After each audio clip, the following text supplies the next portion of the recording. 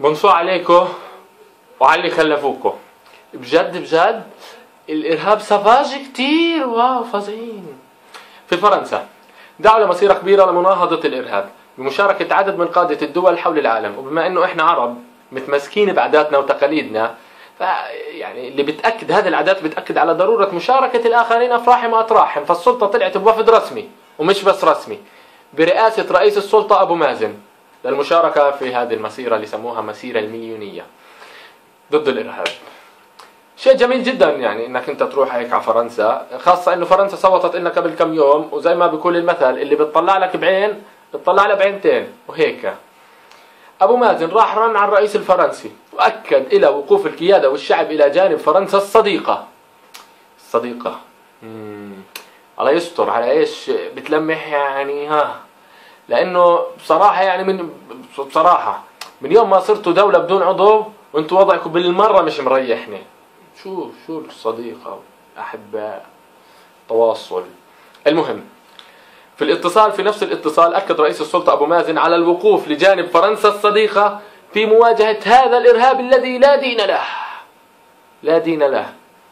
على ذكر لا دين له والله ذكرتني بالفيزون، لأنه الثاني برضه فيش له دين، هو الإرهاب. أنا لما شفت عدد المشاركين تقريبا 3/4 الحكام العرب والملوك الدول العربية والرؤساء ومش عارف شو كلهم رايحين ما شاء الله، هي حاملين حالهم ورايحين. ما انتوا عارفين احنا العرب بنموت في شيء اسمه سفر وطيارات وسياحة، وخاصة باريس عاصمة الأنوار، اسألوا الخليج عنها. تقول احنا بصراحة مولودين في المطار، مش مولودين في مستشفى قطعا. لكن الدول اللي عقد حالها مثلا أرسلت ممثلين عنها لأن عندها قضايا مهمة تتبعها. تركيا أرسلت رئيس الوزراء أوغلو. طب ليش يا سيادة الرئيس ما خليت الحمد الله هو يروح مع كم وزير بكفي؟ ولا الحمد الله بس بتضحك عليه بمشاوير الصغيرة هذه اللي بروحوها بالسيارة، روح لغزة وتعالي من غزة، وبالآخر بتطلعوا بيان من وراه وبتحطوا وزيرة بدون ما يعرف. بصراحة أنا جاي هدي النفوس صدقا، يعني ما بديش شيء ثاني. سيد الرئيس قدس الله سرك ورعاك. صحيح البالطو اللي كنت لابسه في المسيرة يعني شي فخم أصلي ومش من الصين وفي الصف الأول ودندرة، لكن لابد نذكرك بهالأكم معلومة يعني مش عارف وصلنا ولا ما وصلنا لسه. حسب معلوماتي في الجغرافيا أن غزة ما بتبعدش عن رام الله، يعني يا دوبك فحجة. وحسب معلوماتي بالإحصائيات أن غزة تعرضت 3 مرات لعدوان في 2008 و2012 وآخرها وعنفها في 2014. ومجموع الشهداء تقريبا في غزة لوحدها حوالي 5000 شهيد، وكذلك حوالي 115,000 وحدة سكنية تدمرت بشكل كامل أو جزئي في العدوان الأخير لوحده، وعشرات الآلاف حاليا من دون بيوت ولا مأوى.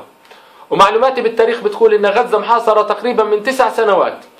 وحسب معلوماتك قبل معلوماتي إن غزة بتعاني من أزمة كهربائية خطيرة، وإنه الكثير من المرضى يعني وضع كارثي ومأساوي للي بحب يعرف.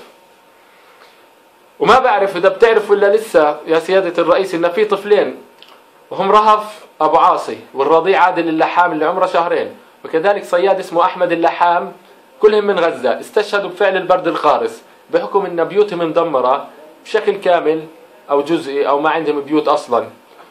وبنتظروا تحلوا لهم موضوع الإعمار وتشوفوا صاحبكم السيسي ليفتح معبر رفح اللي كززوا شرف الأمة فيه. إلى جانب إنه أنا بعرف إن السلطة بتعاني من أزمة مالية، ما حاش تدفع رواتب للموظفين، ولا الطيارات رايحة جاية على دول العالم أوروبا في لها فلوس. في النهاية أنا بهنيك من كل قلبي، بهنيك لما بتمشي في خط واحد إلى جانب صديقك السابق نتنياهو، واللي في رقبته آلاف الشهداء اللي دمهم لحتى الحين ما جفش. ولا يمكن إرهاب نتنياهو الله هداه وصار إلى دين. واضح إن إرهاب عن إرهاب بفرق يا سيادة الرئيس، حتى في الإرهاب بنفصله على مقاسنا. وأعتقد ما في أكثر بلاغة من كلام مظفر النواب لما قال: نخبك سيدتي، لم يتلوث منك سوى اللحم الفاني، فالبعض يبيع اليابس والأخضر ويدافع عن كل قضايا الكون ويهرب من وجه قضيته. سيد الرئيس، غزة أقرب من باريس. بنشوفكم في قصف جديد. السلام عليكم.